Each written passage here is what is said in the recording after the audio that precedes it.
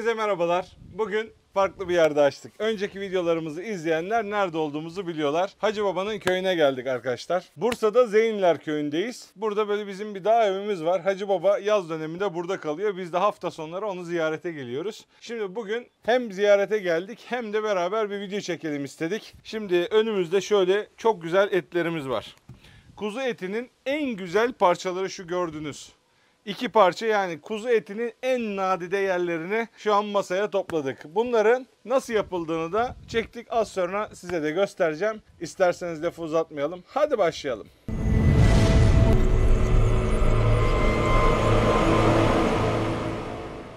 Önümde gördüğünüz etler dediğim gibi en muhteşem etleri kuzunun. Burada bir pirzola var ama pirzolayı geçen Instagram'dan birkaç arkadaşımız yollamış. Abi bu şekilde dener misin diye. Ben de o videoyu bizim Mehmet'e yolladım. Abi dedi çok basit. Hatta dedi ben daha kolay halini yapayım da herkes kendisi de uygulayabilsin. Şimdi biz bununla ilgili Mehmet'le bir video çektik. Bu da benim kuzuda en sevdiğim yer olan kuzunun bel kısmı. Bundan sonra da sokum. Bu ikisine hastayım yani. Çok, bundan bile daha çok severim. Bunu da bugün farklı yaptık. Şöyle baktığınız zaman burası kuzunun bel kısmı ama aynı zamanda bizim danada T-bone dediğimiz et var ya, aslında kuzunun T-bone'u bu da. Bununla ilgili de bir kısa video yaptık. Buyurun siz onu izleyin, ondan sonra devam edelim. Evet Mehmetciğim. Abim hoş geldin. Hoş bulduk. Şimdi sana bir tane video attım biliyorsun. Evet. Bir takipçimiz attı. Konuya hakimsin. Onu daha önce biz zaten tezgahta satıyorduk abi. Tamam. Yani hakimim o yüzden sıkıntı yok. Tamam kardeşim. O zaman hadi bakalım başlayalım. Hemen başlayalım abi. Şu böbreklerimizi hemen Şimdi şöyle kafesin böbrekleri söktük aldık. Bu filotos abi, beytinin olduğu yer. Evet. Şöyle. Şurada boğumu var. Boğumdan kesiyoruz. Tamam. Şöyle. Dur oğlum yetişemiyorum. Tamam. Şöyle filotomuzu çıkarttık. Evet. Bu arada Karski bayağıdır yapmadım ya. Şunu da alayım da bir şeyler yapalım. Tamam abi. Şurada abi tara kemiği var biliyorsun. Evet. Buradan tara kemiğinin sağından gidiyoruz abi. Tamam. Bir de şöyle solundan gidiyoruz. Tamam.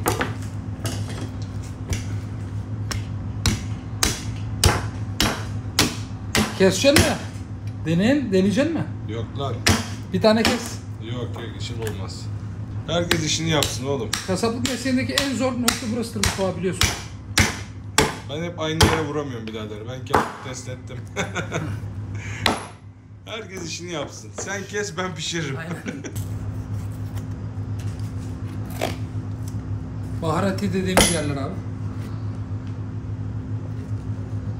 Şöyle ince bir zarımız var.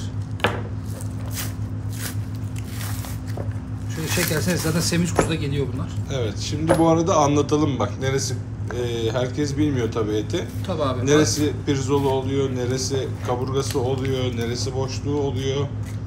Tabii onları hemen anlatıyoruz söyleyelim. abi. Şimdi abi şu pirzolanın eti burası oluyor, antrikot Evet. kısmı.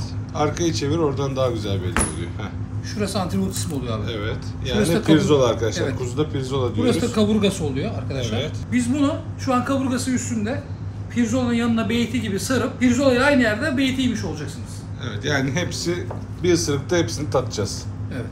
Şurada bir sinirimiz var. Evet. Bunu da alalım.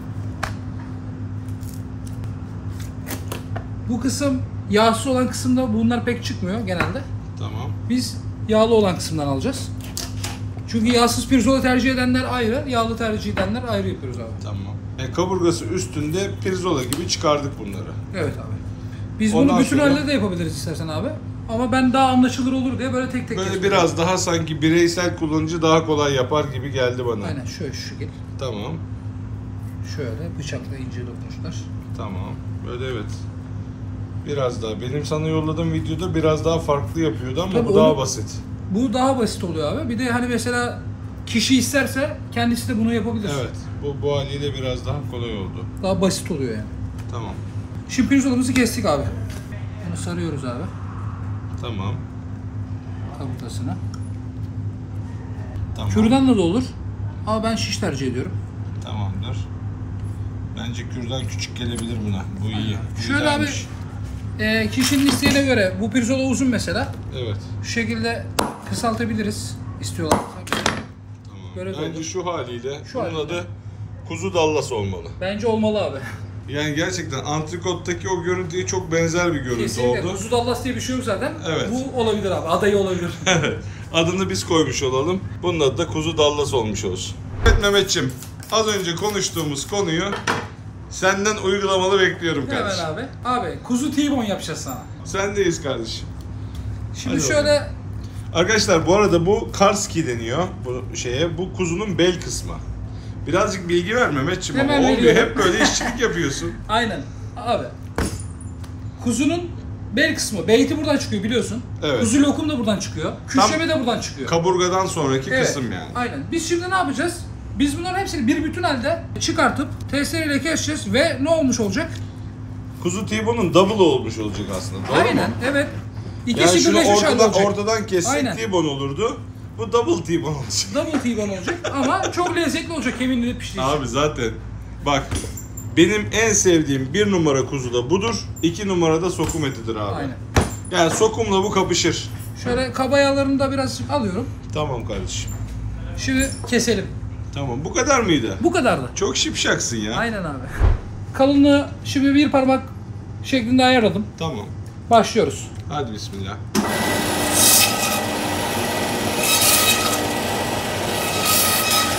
Şöyle gösterelim.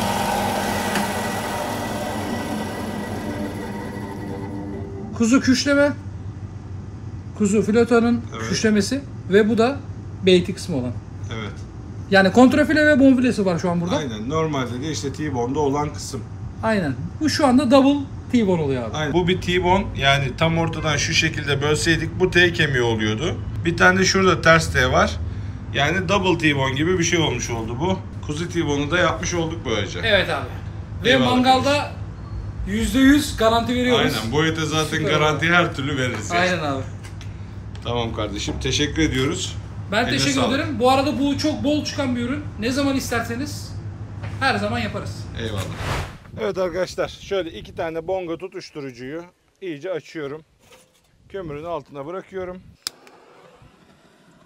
Tutuşturucuları yakıyoruz ve kömürü de üzerine bırakıyorum. Şimdi bir 15 dakikaya 20 dakikaya kadar bu tamamen kor olur. Ondan sonra devam edebiliriz. Şimdi mangalımız yanmak üzere. Önümüzde de çok güzel etlerimiz var. Şu gördükleriniz sizlerden gelen bir pirzola aslına bakarsanız. Yani pirzolanın kaburgayla beraber yapılmış hali. Şimdi şu kaburga kısmı biraz daha yağlı ve biraz daha zor pişen bir kısım olduğu için bunu böyle biraz daha sakin pişirmemiz lazım. Şu kısım ise videoda da bahsettiğim kuzu T-bone kısmı. Çok güzel etler. Arkadaşlar bunlar kıvırcık kuzu. Daha önceki videolarda da anlattım. Özellikle anlatıyorum ki hani Japonların Wagyu'su gerçekten kuzuda da bizim kıvırcık kuzumuz. Bunlar dünyanın zirveleri. O yüzden biz tabii onlar kadar iyi anlatamıyoruz herhalde bu kuzuyu. Ben de her seferinde altını çize çize anlatmak istiyorum. Çünkü gerçekten bir değer. Bu bizim ülkemizin bir kıymeti. Şimdi bu kuzu kokmaz arkadaşlar. Hani normal o koyun kokusu, bildiğimiz koyun kokusu bunda yoktur. Tabii ki kuzu aroması var. Farklı bir et yediğinizi anlarsınız ama böyle rahatsız edici bir kokusu olmaz. O yüzden bunlara sadece tuz. Şimdi arkalarını çevirelim. Arkalarını da tuzluyorum. Evet arkadaşlar, işlem bu kadar. Başka hiçbir şeye ihtiyacı yok bu etin. Sadece yanına sevdiğimiz için domates, biber ve biraz da soğan közleyeceğim. Bu kadar. Başka hiçbir şey yok. Şimdi mangal çatırdamaya başladı. Artık mangala geçebiliriz. Şimdi kömürlerimiz artık tamam. Şöyle bir devirelim. Şimdi kömürleri şöyle sepetlerin içerisine aldım. Şu daha tam tutuşmamış kısımlarını közlerin üzerine yerleştirdim. Bunlar da birkaç dakikaya tamamen hazır olacak. Şu an ben karp barbekü kullanıyorum. Bu mangalın sağında, solunda, altında ve üstünde her yerde havalandırma olduğu için kömürü istediğiniz herhangi bir kısmında istediğiniz gibi yakabilirsiniz. O anlamda bir sorun olmaz. Şimdi bu tamamen kor olana kadar 3-5 dakika daha bekliyoruz. Ondan sonra sebzelerle başlayalım. Şimdi aslında iki bölge oluşturdum. Burası daha yüksek ateş, burası düşük ateş. Şimdi etler yağlı olduğu için dışını kızarttıktan sonra biraz yavaş pişirmemiz gerekiyor. Şimdi baştan sebzeleri koyalım. Şimdi sebzelerle başladık ufak ufak. Etlerimiz yağlı olduğu için ateş şu an bize çok kuvvetli. Bu şekilde pişirmeye kalkarsak çok uğraşırız. Hem bu arada birazcık ateş sakinlesin hem de sebzeleri pişirelim. Şu an bakın ateş çok kuvvetli. Hani bir dakika olmadı daha hemen başladı dışları közlenmeye. Şu an çok ciddi kuvvetli ateş. Evet, pişenleri hemen alıyorum arkadaşlar artık. Şunlar gayet güzel oldu. Şimdi biberler de tamamdır. Artık bunları da topluyorum. Soğanlar yavaş pişmesi lazım. O yüzden o biraz daha dursun. Şu an dediğim gibi ateş çok kuvvetli. O yüzden de şöyle soğanları ateşin daha düşük olduğu tarafa doğru çekiyorum. Şu an elimi bile çok yakıyor. Şimdi kapağını kapatıyorum. Ateşin biraz sakinleşmesini bekleyeceğim. Biraz sonra devam. Yaklaşık bir yarım saattir böyle bıraktım ama az önce baktım halen daha şu termometre şu 300-320 derecelerde, hala daha da çok sıcak. Yani gerçekten çok kalorisi yüksek bir kömür. Artık soğanlar tamam. Soğanları da alabilirim.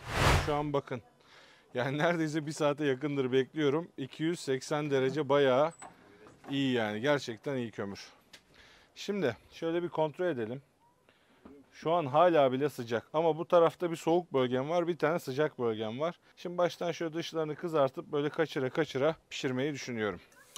Şöyle birkaç parça koyalım. Ondan sonra birkaç parça daha üzerine ekleyeceğim ben. Şimdi şu kaburga kısmı dediğim gibi hem yağlı hem de şu kısma göre biraz daha sert. Hani yağ sevenler için özellikle şu bölüm ayrı bir lezzetlidir. Ben normalde bu kısmı böyle biraz ufaltarak yanına sebzeyle vesaire yemeyi severim. Çünkü tek başına yediğinde çok yağlı geliyor. Ama şimdi böyle etle beraber gittiği zaman göreceğiz, fikrimizi söyleyeceğiz. Şöyle gördüğünüz gibi bir tarafı güzel başladı kızarmaya.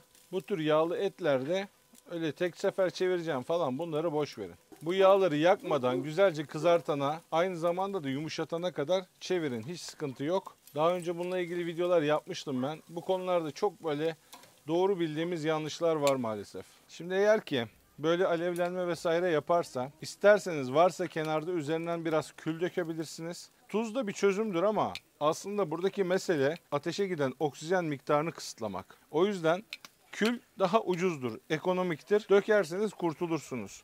Eğer ki bu tip bir kapaklı mangalınız varsa, kapağı kapatırsanız, havalandırmaları da biraz kısarsanız herhangi bir alevlenme vesaire olmaz arkadaşlar. İçeride oksijen yoksa alev yok.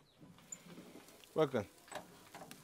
Açtığım gibi alevleniyor. Bakın şimdi tekrar kapatıyorum. Kapalıyken içeride alev olmaz.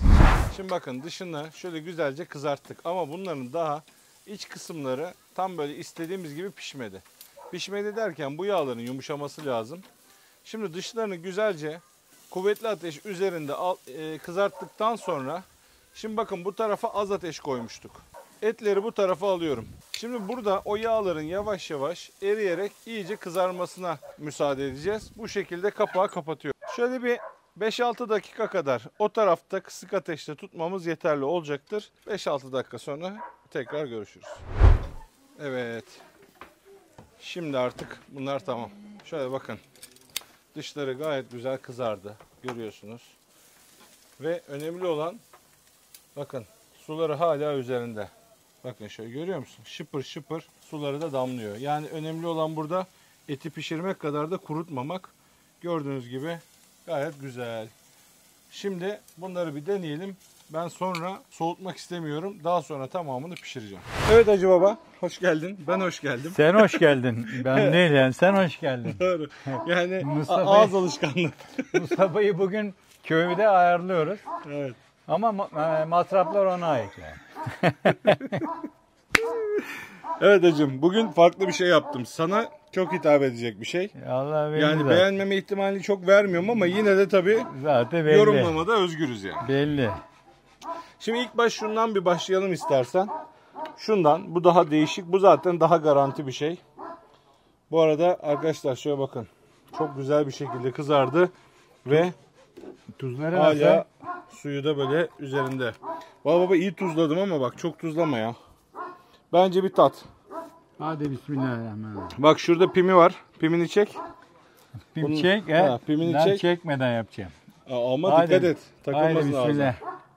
Şöyle müsaadenizle. Bismillah. Şimdi burada iki taraf var. Bir bu taraf, bir bu taraf. Burası biraz daha serttir. Burası da zaten pirzola. Evet hocam.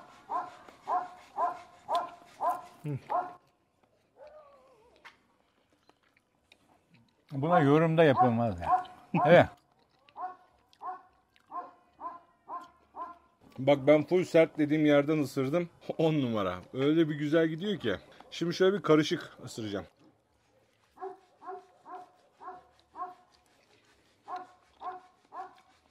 Mustafa harika olmuş ya. Aynen. Arkadaşlar çok iyi olmuş. Şimdi dedim ya bu sizden gelen bir öneriydi. Bir videoydu. Onu uyguladık. Şimdi zaten bunun şu kısmı bildiğimiz pirzola bak. Şu kısım bildiğimiz pirzola. Şu kısmı da kaburgası.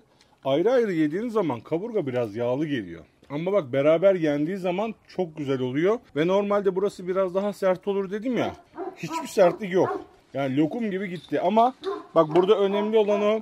Sonradan bir demledik ya eti. Yavaş yavaş o yağların böyle hani erimesine müsaade ettik. O çok önemli arkadaşlar. Onu atlamamanız lazım. Vallahi Mustafa harika olmuş böyle. Afiyet şifa olsun Hacı Baba. Öteki bence daha bombadır ama bir bitir istersen onu. Buna başlayalım o zaman. Bu da Şimdi mı var? bak bu da var, bu da başka. Şimdi arkadaşlar bu da yine çok güzel pişti. Bakın burada Bunun zaten kötü olmasına mümkün değil yani. evet. Bak. Şimdi bakın burası kuzunun kontrfilesi yani bel kısmı. Abi. Şurası da bonfilesi yani küşlemesi.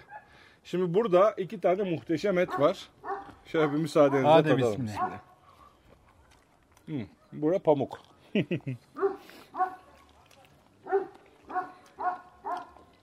Mustafa bu dağılıyor. Arkadaşlar bu zaten olabilecek en yumuşak ettir şu yediğimiz kısım. Böyle bir şey yok ama daha lezzetli olan kısmı burası. Çünkü bunun kendi üzerine bakın şöyle bir yağı da var. Şöyle bir yağı var. Onunla beraber olay. Müsaadenizle. Oho. 10 numara. 10 üstünden 11. Ama şunu daha bir de biraz çok beğendim. Daha böyle yağlı ya böyle ağzıma fış fış. O yağları aktı. Benim çok hoşuma gitti. Ama ikisi de zaten garanti etler yani. Ama bu şekilde bir deneyin. Bunun sunumu da biraz daha değişik. Şurada bak. İyilik var orada. İyilik de var. Tek kelimeyle muhteşem. Başka bunun bir açıklaması yok yani. Gerçekten imkanı olanlar muhakkak denesinler. Yani şu kuzu dallas dedim ben buna. Şimdi baktığınız zaman bak kuzu pirzola bu kadar kocaman olur mu? Olmaz. İşte burada birazcık böyle bir hani kasap hilesi gibi oldu bu ama çok lezzetli bir hile oldu. Yani yapılışını da Mehmet aslında daha zordu bana yollanan videoda. Daha kolay hale getirdi. Bunu kendiniz de deneyebilirsiniz. Gerçekten tavsiyedir. Yani şu ekstra lezzetli bir şey oldu. Onu size söyleyeyim. Evet Hacı Baba. Vallahi yoruma bile gerek kalmadı. Harika. Evet. Bence de Harika. öyle. Bence de öyle. Dağ havasında yağlı etler çok Vallahi güzel geliyor. Eline sağlık. Ya Afiyet Kurban olsun. Bayramı inşallah herkes de vardır. Yaparlar da. Yani. İnşallah. Yerler yesin ne diyelim yani. İnşallah. Senin takipçilerin çoğunda vardır. Yani. Arkadaşlar umarım beğenmişsinizdir. Umarım hoşunuza gitmiştir. Böyle hani ara ara değişik mekanlarda video çekmeye çalışıyoruz. Şimdi ben bu ara denizdeyim. Orada da arada videolar. Burada da Hacı Baba'ya geldikçe videolar. İnşallah beraber çekeceğiz. Var mı hacım demek istediğim bir şey? Eline sağlık. Afiyet olsun. Cümleten milletin bayramı da mübarek olsun. Biz bu videoyu Kurban Bayramı'nda çekiyoruz bu arada. Ama tabii ne zaman yayınlarız bilmiyorum. Şimdiden geçmiş bayramınız mübarek olsun diyelim. Beğendiyseniz beğen tuşuna basmayı, bu tür videoların devamının gelmesi için kanalıma abone olmayı unutmayın. Bir sonraki videoda görüşmek üzere. Kendinize iyi bakın. Allah'a emanet. Hoşça kalın.